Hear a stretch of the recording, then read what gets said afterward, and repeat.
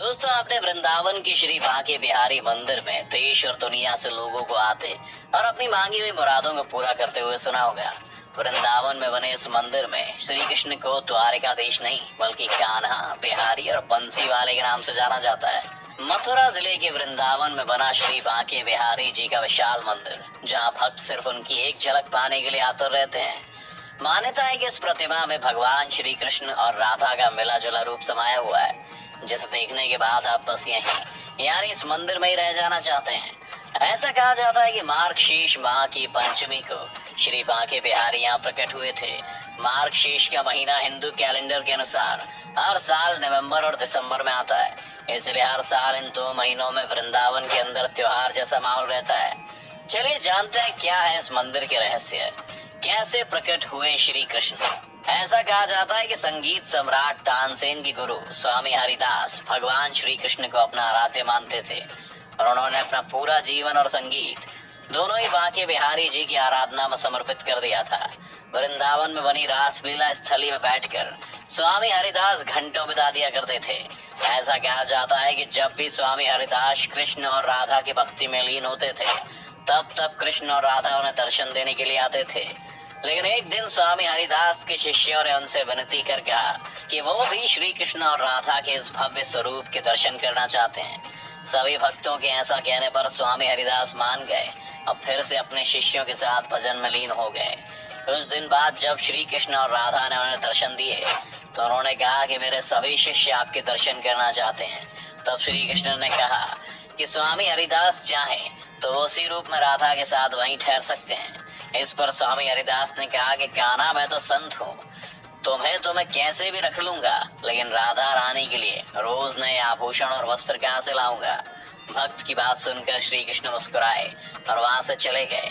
जब स्वामी हरिदास ध्यान से बाहर आए तो उन्होंने देखा कि वहाँ राधा कृष्ण का मिला हुआ भव्य स्वरूप प्रकट हो चुका है। इसके बाद वहाँ मौजूद स्वामी हरिदास और उनके शिष्य कृष्ण और राधा के स्वरूप को देखकर धन्य हो गए, जिसके बाद स्वामी हरिदास ने कृष्ण राधा के स्वरूप को बांके बिहारी नाम दिया, जो राधा कृष्ण का मिला जुला रूप है। और मान्यताओं के अनुसार इस रूप के दर्शन करने से सभी भक्तों की कामनाएं पूरी होती हैं। श्री कृष्ण की लीलाएं। कहा जाता है कि भगवान विष्णु के 8वें अवतार माने जाने वाले श्री कृष्ण आज भी वृंदावन में बने इस मंदिर में विराजते हैं। यहाँ आने वाले लोगों का श्री कृष्ण और राधा के इस भव्य स्वरूप को घंटों निहारते मन नहीं भरता। मान्यताओं के अनुसार बिहारी जी का स्वभाव बहुत ही नटखट है और वो प्रेम भाव के भूखे हैं। जो भक्त उन्हें सच्चे मन से याद करता है वो उसके साथ चल देते हैं। ऐसे कई चमत्कार हुए जिन्हें देखने के बाद मंदिर के पुजारी भक्तों के बिहारी जी के दर्शन के वक्त लगातार मूर्ति के सामने पर्दा करते रहते हैं। एक बार राजस्थान की राजकुमारी श्री बांके बिहारी के दर्शन के लिए वृंदावन पहुंची और बिहारी जी को देखने के बाद उनकी भक्ति में ऐसे लीन हो गई कि वापस अपने घर लौट कर जाने के लिए तैयार नहीं थी। लेकिन इस राजकुमारी के घर वाले उन्हें जबरदस्ती जब घर ले जाने लगे तो उसकी भक्ति देखकर बांके बिहारी भी उसके साथ चल दिए।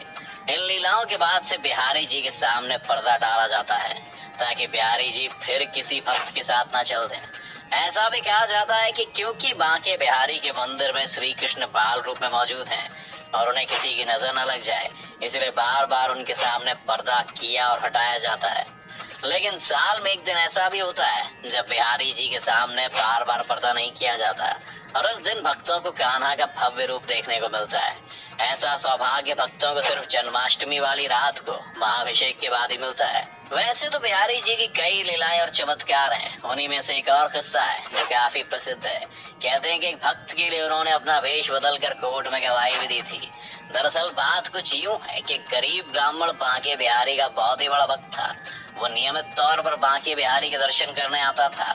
एक बार उस गरीब ब्राह्मण को किसी काम के लिए महाजन से कुछ रुपए लेने की जरूरत पड़ी। इन रुपयों को उस गरीब ब्राह्मण ने बड़ी ईमानदारी से कुछ समय बाद हर महीने थोड़ा थोड़ा करके महाजन का कर्ज पूरा कर दिया। लेकिन महाजन ने उस गरीब ब्राह्मण से कहा कि तुम्हारा कर्ज अभी बाकी है। ऐसा इसलिए क्योंकि वो अपनी किताब में लेखा जोखा करना भूल गया था।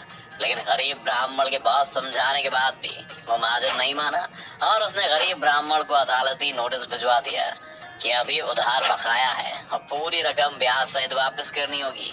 ये सब देखकर ब्राह्मण काफी परेशान हो गया। कोर्ट में भी ब्राह्मण ने जज को पूरी बात सुनाई। इस पर जज बोला कोई गवाह है जिसके सामने तुमने महाजन को पैसे दिए थे?